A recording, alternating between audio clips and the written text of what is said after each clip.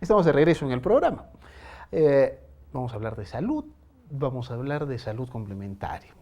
La medicina tradicional ha tenido unos avances importantísimos, sobre todo en los temas tecnológicos que ayudan a un mejor diagnóstico, los tratamientos se van mejorando.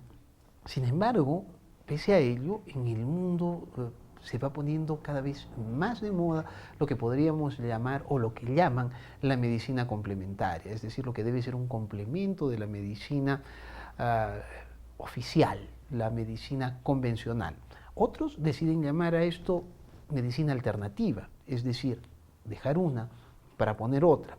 ¿Por qué estos tratamientos, que suelen ser mucho más naturales, que se basan inclusive en culturas milenarias como la China, en el caso de la acupuntura, están funcionando y más gente, no solamente aquí, sino en Europa, se apega a ella?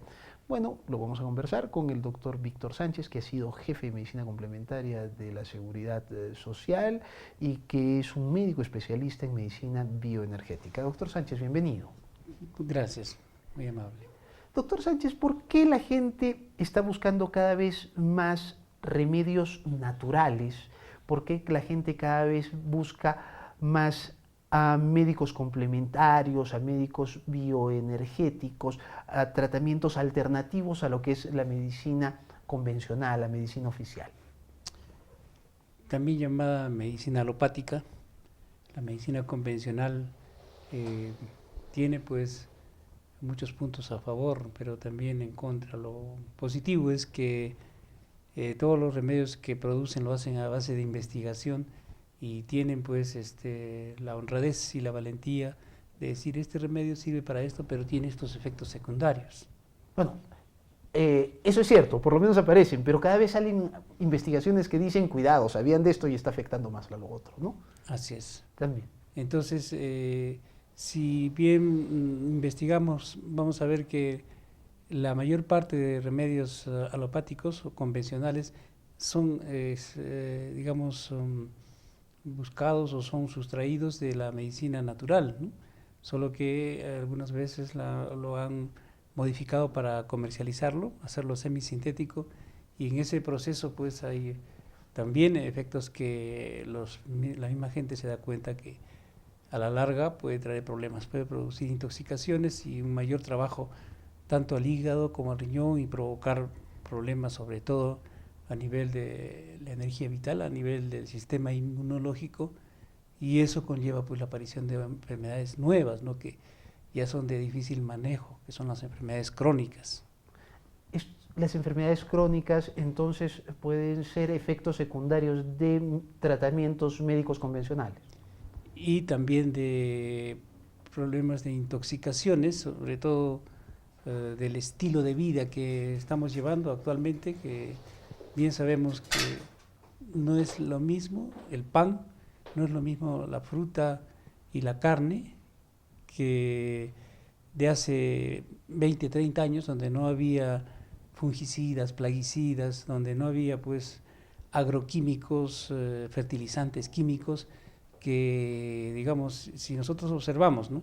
Si somos analíticos, vemos por ejemplo que en la tierra, ¿no? A mí me gustaba ver las lombrices de tierra. Las lombrices de tierra en una papa o en una manzana que ha sido fumigada, hasta la lombriz se aleja, ¿no? Porque es altamente tóxico. Imagínense en un ser humano, ¿no? Todo lo que va generando estas intoxicaciones que no dependen de nosotros, sino que la industria agroquímica, por ahorrarse los plaguicidas y los controles que son costosos, han introducido pues a la mayor parte de alimentos, ¿no? Y eso es lo que está generando que hace más o menos 40 años, de 16 personas, una tenía cáncer. Ahora, de 2 personas, una tiene predisposición y tiene cáncer, ¿no? Que es una enfermedad altamente peligrosa, según la mayor parte de informes. ¿Tanto usted se arriesga a decir que la mitad de la población podría tener predisposición al cáncer? Yo me baso en estudios que han hecho en Europa y en Estados Unidos principalmente, ¿no? Deberíamos alarmarnos entonces, deberíamos estar Exactamente, sí. muy preocupados del asunto. Pero preocuparse agrava las cosas, me imagino. Sí, lo que sí deberíamos hacer, yo en mi caso, ¿qué hago, no? Porque veo que se confirman estas estadísticas, es de eh, promocionar a la gente con la que trabajo en la consulta, que ellos mismos cultiven a manera de biohuerto, a manera de hidroponía en su misma casa los productos que van a consumir y que sean de manera orgánica, es decir, que no tengan ni insecticidas, ni plaguicidas, ni hormonas, ni antibióticos que normalmente en forma masiva, ni tampoco sean productos transgénicos, ¿no? Y en eso incluimos también que inclusive el agua está siendo contaminada, ¿no? Nosotros si es que revisamos el internet, vamos a ver que hay productos pues que son altamente tóxicos y que se dan para mantenerlos más que todo con un índice de concentración bajo, con baja memoria y con baja reacción a los problemas circunstanciales. Por ejemplo, sabemos que en el agua se está aplicando el cloro, en el agua potable de nuestro caño, ¿no? Se está aplicando también el flúor. El flúor se daba, pues, lo daban los nazis en la Segunda Guerra Mundial a los judíos para que estaban condenados a muerte, para que no protesten y mueran, pues, por decirlo, por poner un término, tranquilos, ¿no? Pero sabemos que este flúor, que es el producto de la extracción del estaño, o sea, es altamente tóxico, lo daban pues a los pacientes psiquiátricos, ¿no? Esto involucra entonces que mientras más se moderniza o se ha modernizado nuestra alimentación, el procesamiento de las aguas, estamos siendo cada vez más antinaturales y por lo tanto eso es lo que está afectando la salud. Así es, sí, es un buen porcentaje que nosotros lo consideramos como factores causales de muchas enfermedades nuevas y enfermedades crónicas. Usted hace un instante dijo que la gran mayoría de los medicamentos convencionales están basados en plantas, en extractos naturales, a los que se les añaden más cosas. Si esos provocan efectos secundarios, involucraría también que cuando uno, no sé, toma muña, por ejemplo, para una determinada afección, o cola de caballo, o hoja de coca, también puede tener graves efectos secundarios, ¿o no? Más que todo lo que hace que un remedio natural se le considere tóxico es la dosis, ¿no? Hay cierta cantidad de muña, cierta cantidad de ercampuri, de manayupa que uno debe dosificar para que no haya los efectos secundarios, porque más que todo lo que hace dañino a cualquier medicamento es la mala dosificación o el desconocimiento, ¿no? Por eso es que hay mucha gente que dice la muña acorta la vista, que la hierba luisa tiene estos efectos sobre el oído y así, ¿no? La mitustachi setosa, que es la muña, es pues un remedio excelente, ¿no? Que sabiéndolo dosificar y dándolo en forma natural, sin los aditivos que se le agregan para su conservación, en algunos casos, tiene efectos no solamente sobre el aparato digestivo, sino también efectos sobre el aparato respiratorio y es también antiparásitos, ¿no? Antifúngicos y funciona como un antibiótico junto con el ajo, ¿no? Tenemos que ir a una pausa. Estoy con el doctor Víctor Sánchez, es médico especialista en medicina bioenergética. Tras la pausa pretendo hablar qué está pasando con esta medicina alternativa, esta medicina complementaria, donde un médico parece abarcar casi todas las especialidades. Parece que estamos regresando al médico todista antes que al especialista. Tras la pausa tocamos ese tema.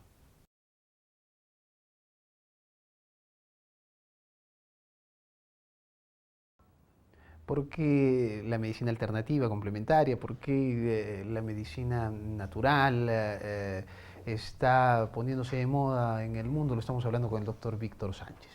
Mientras en la medicina convencional parece que la especialización está llegando ya a niveles inesperados. Yo no sé, antes las especialidades eran cardiología, pero ahora hay cardiólogos especializados en tal cosa, y yo no sé, la especialidad se va haciendo cada vez mayor y mayor en la medicina complementaria, en la medicina alternativa, en la medicina bioenergética. Es un médico el que trata casi toda la gama de afecciones del ser humano. ¿Por qué hay esta diferencia? Bueno, en realidad hay ciertos condicionamientos, ¿no? Por ejemplo, en la cirugía sí es, digamos, justificado que haya especialidad en los aspectos de la alta cirugía, ¿no? Del uso de aparatos especializados. Pero en general, si nos basamos en la definición de la salud que da la Organización Mundial de la Salud, que dice que es el equilibrio dinámico, biopsicosocial y espiritual, está coincidiendo pues con lo que se nos ha enseñado, pero que no lo aplicamos. Es decir, el ser humano, tal como lo dicen todos los libros sagrados, el Corán, el Talmud, el Zen Avesta, el Bhagavad Gita, habla de que Dios son tres personas en una, ¿no? Padre, Hijo y Espíritu Santo en la religión católica, y así Shiva, Vishnu y Brahma, ¿no? Es en la oriental, y así si seguimos, se dividen entre. Es decir, que nosotros, si somos hechos a imagen y semejanza de Dios, tal como se define, pues en los libros sagrados tenemos tres cuerpos. En general, tenemos un cuerpo físico, que es el que se nos ha enseñado en la Facultad de Medicina a manejarlo perfectamente, pero con el problema de que no es completo. Falta ver el otro cuerpo, que es el cuerpo psicológico, la parte emocional, y el otro cuerpo, que es el alma, o definido por otras escuelas, el espíritu. Entonces, si es que nosotros queremos una salud integral, tal como nos los pide indirectamente la definición de la salud, tenemos que tener un equilibrio dinámico entre el cuerpo físico, alma y espíritu. Si tratamos solamente el cuerpo físico, como se nos ha enseñado en la Facultad de Medicina, indudablemente que no tratar el alma y no tratar indirectamente la parte mental va a generar problemas que se conocen actualmente como enfermedades crónicas e incurables. En este caso estamos refiriéndonos al SIDA, al cáncer y a todas las enfermedades como la diabetes, alergias, asma, etcétera. Entonces, no sé si eso responde a su pregunta. Una de las cosas que la gente se pregunta es, cuando los médicos convencionales tratan algo, tratan la afección, no ven el todo, ¿no es cierto?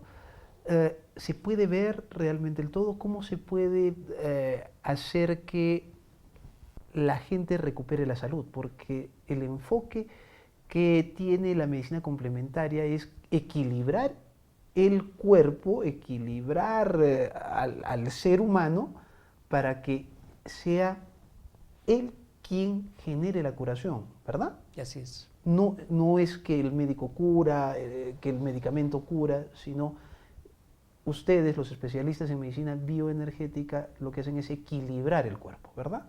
¿Cómo se hace esto?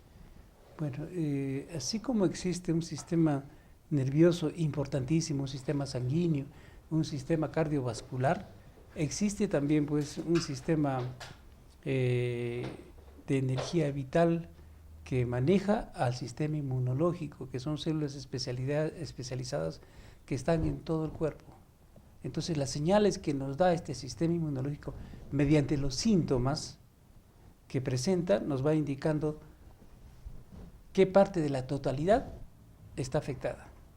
Entonces, nosotros tenemos esa obligación de, dentro de la historia clásica de la medicina, que es la anamnesis, tenemos que agregar la historia la historia genética, la historia embriológica, la historia también de todas las predisposiciones con la que viene heredando la persona, y sobre todo pues ver qué parte del sistema inmunológico se ha alterado con las noxas, o sea, con las agresiones de tipo que pueden ser bacteriano, inclusive agresiones de tipo emocional. Por ejemplo, la muerte de un ser querido puede afectar de forma distinta el cuerpo físico o la parte anímica, la parte psicológica o la parte mental, la parte del alma, ¿no? Con diferentes tipos de síntomas. Entonces, de acuerdo a eso, se completa con estos informes que son importantísimos, ¿no? Porque al final, pues, en jerarquía, si nosotros analizamos el cuerpo humano,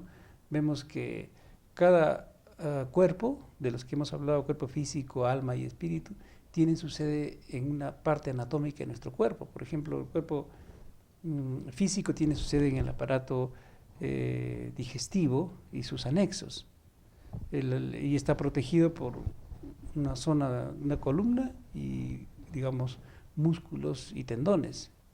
El aparato cardiovascular, que corresponde a la parte emocional, a la parte psicológica, está protegido ya por una parrilla. Y la parte más importante, que es la que menos importancia se nos da cuando nos forman en la Facultad de Medicina, es la parte mental, que tiene su sede en el cerebro y que tiene una cubierta pequeña, pero que es una caja fuerte, ¿no? Que protege el sistema nervioso, la médula espinal y sus anexos, ¿no? Entonces, basándonos en eso, es muy importante invertir lo que nos han enseñado, es decir, dar importancia, y esto está actualmente muy desarrollado en Europa, ¿no? Hay muchos médicos que han sido perseguidos, e inclusive han sido eliminados, ¿no? Porque el hecho de que uno le dé una segunda o tercera importancia al cuerpo físico o al uso de los fármacos, ¿no? Y dando más importancia a los traumas emocionales, que en última instancia pueden generar problemas a nivel físico y a nivel emocional, ha sido pues como una bomba, una guerra, ¿no? a esta industria que, si bien tiene sus resultados, en última instancia, analizando, dando una lectura al cuerpo, no es lo más importante para tratar. Tal vez de lo que usted acaba de decir se podría deducirse que los médicos más importantes serían los psiquiatras y luego los psicólogos para tratar estas cosas, pero no es el concepto, ¿verdad? No, los psiquiatras, digamos, tienen una formación también orientada desde el punto de vista de la industria farmacéutica. Generalmente los psiquiatras lo que hacen es apaciguar todos los síntomas producto de los traumas, pero no de la forma como debería hacerse, porque lo que yo observo es que la mayor parte de psiquiatras, no todos, lo que hacen es darles cócteles, o sea, me refiero a 2 o 3 medicamentos que a uno lo mantienen, si está hiperactivo, o si está con alucinaciones, o está con obsesiones, los mantiene pues como robots, somnolientos, pero también el efecto secundario es pues de que los anula para el trabajo y para muchas otras funciones del ser humano, ¿no? ¿Cómo se trata la parte anímica y la parte mental en el concepto de la medicina bioenergética? Bueno, la parte emocional, en primer lugar, la parte psicológica, se trata investigando minuciosamente los síntomas que representan cada tipo de trauma emocional. La gente, el pueblo tiene su sabiduría, que es muy importante. Por ejemplo, dicen, no reniegues, te vas a enfermar del hígado. O le dicen, ya tienes que superar esa pena, te debes enfermar del pulmón. O le dicen, tienes que tener valor, te faltan, por decir, riñones, ¿no? Y otros órganos que están por esa zona. Entonces, cada órgano tiene su tipo de sentimiento y su trauma que lo equilibra o que lo debilita. Por ejemplo, y eso puede comprobarlo cualquier persona, cuando una madre tiene un solo hijo y ese hijo muere por un accidente, pasa un año y aparece con un cáncer en el seno. Y si es un varón, es decir, el padre puede tener problemas no en el seno o la tetilla, ¿no?, que es en el varón, sino en el testículo. ¿Qué tiene que ver con la anatomía? quién amamantó a ese ser que lo abandonó y que le creó ese trauma? El seno. Pues. ¿Quién produjo ese espermatozoide que generó al hijo? El testículo. Entonces, en el ser humano, cuando hay una pérdida con ciertas características, es decir, es una pérdida violenta, importantísima como nunca en la vida, que tiene su periodo de latencia, mejor dicho, que no se resuelve. No se ha resuelto y uno se lo guarda. Esas tres condiciones hacen que se manifieste un cáncer en el seno, y así en el pulmón hay otro tipo de trauma, es una pena por un ser que no es de la familia pero es querido, y así vamos, que el cáncer de estómago tiene que ver con la pérdida material. Me quitaron mi casa por una hipoteca, y así hay estadísticas que informan que es importantísima la parte de los traumas que no se resuelven y en estas condiciones, ¿no?, que les estoy nombrando. Nos ganó el tiempo, doctor Sánchez. Habrá oportunidad en otros programas para poder conversar al respecto. Con todo gusto. El doctor Víctor Sánchez, médico especialista en medicina bioenergética. Gracias por habernos acompañado. Nos reencontramos mañana en Modo E.